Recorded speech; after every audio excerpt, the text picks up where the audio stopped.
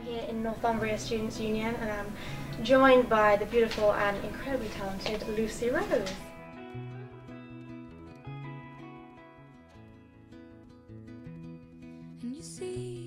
Hello, how are you doing? I'm okay. I'm getting comfy. Yeah, it is comfy, but it is very, very warm in here. Just excuse the blushing. Yeah, have you been to Newcastle before then? Have you played up here? Yeah, we played like 2 shows here on the last 2 tours, and it's always like one of the best places we play. Yeah. It's not like the best one, so there's like, I don't want to get too excited about tonight because I don't know what's going to happen. So. I can imagine Newcastle always has a pretty good crowd. It's always one of those crazy crowds where like they're just all a bit mad, yeah. In a really good way. Like the singing's not really insane, and even in like. Are they always singing back to you as well? Yeah, But like even on the soft songs, they're like pretty well behaved. They just shout funny things in between songs as well. That's always a bonus. Yeah, I reckon there's going to be a lot of students here tonight. Is that different from the normal crowd, or who do you normally have? It's normally pretty mixed. I mean, there's no age limit, is there? No, I mean there's sometimes some older people there. Yeah. And there's been some nice things where I've heard like a few things where I think things like this is nice, like a mum and a daughter will come to a gig where they both like it, which I think is really nice. But that's really nice. Majority, it's like So am I right in thinking that you were going to go to uni, but then you decided against it? Yeah, I mean, I didn't really decide against it. It was sort of like I wanted to move to London and try music, and just to keep my parents at bay. Yeah. And have a plan B. I got a place at uni to study, and I just thought, if I'm really terrible at music and no one likes it, I'll just go there and do something different.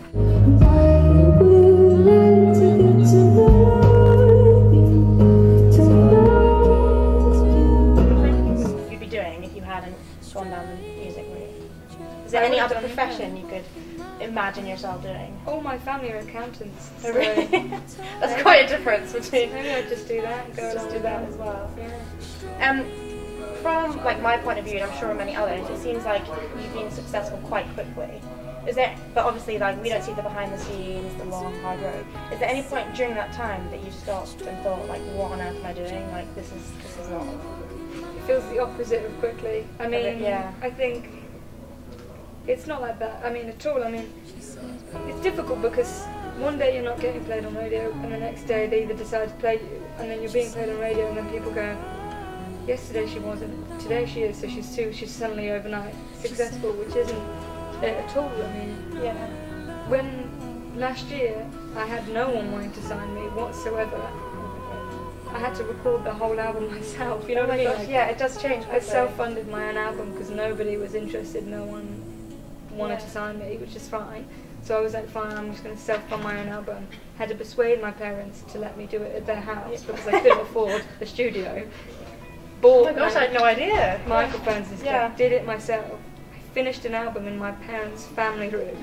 So this is the stuff that people don't know. Yeah, well, I mean, it's out there to find out. I mean, there's big, like, I've done like a sort of mini short film about us doing it at home. Yeah.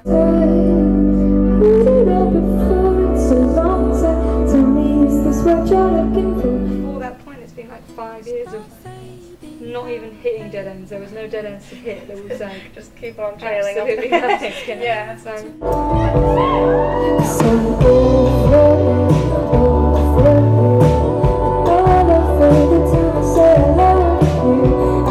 You're at the beginning of your UK tour right now. Yeah. How's it going so far? Any memorable moments? Yeah. Well, we've been on tour since like February the 18th, so. Okay, that's actually quite a while. I think we had like 3 days off. We did the whole of Europe, whole of America. Oh, wow. And then I had 3 days off home, and then we went on tour with Counting Crows. And then I finished that tour in Glasgow, and the next day I started my tour in Leeds. Oh, so it's been busy. It's been really busy, but really good. But it's weird being back in the firstly headlining my own shows again after being in sport, and then secondly being in the UK where having anybody sing back my songs.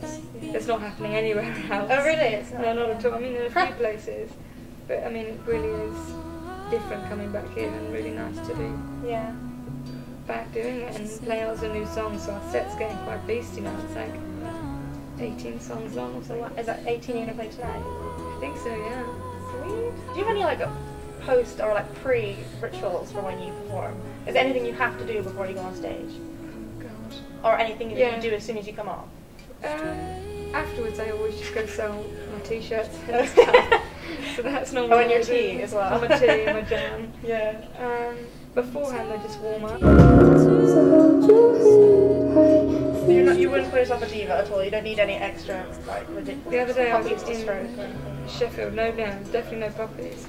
I was in Sheffield. We didn't have a toilet in our dressing room, so I needed a loo just before we went on stage. Yeah. It was in this like weird social club. It was awesome.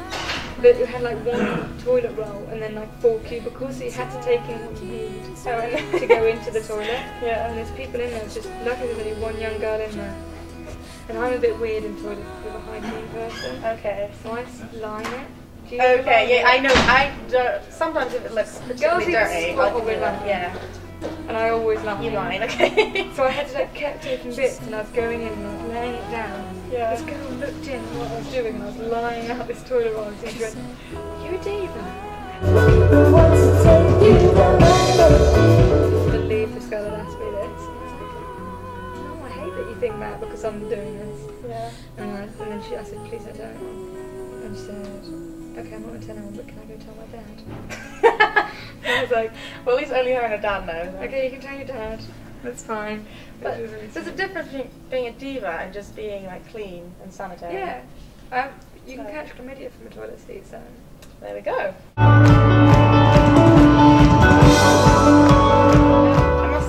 Rose, your name is very beautiful, and it does kind of reflect the beautiful nature of your music. Too nice. I don't know how aware you are of other bands and how many weird names there are out there, but I've got a little game for you. I've got some band artist names that are either real or not, so I want you to guess which ones are authentic and which ones are made up. Okay, number 1, The Pineapple Thief. Is that a genuine artist, or did I think that? No, fake. It's actually real. Oh my god. Okay, next one. Tiger shit. Tiger. Fake. That's real. Next one. I love cheese. Fake. Yeah, that's fake. I made that one up. Not very imaginative. Bathtub shitter. Fake. That's real. You're just saying that over. That's real, and that's actually an extreme metal punk rock band from Japan. Bathtub shitter? Yeah, bathtub shitter. When you shit in the bath? Yeah, apparently so. I don't know where the inspiration came from. But next one, penis flytrap. Real. Yeah, it's real. Yeah, it's gotta be real. And poop your pants.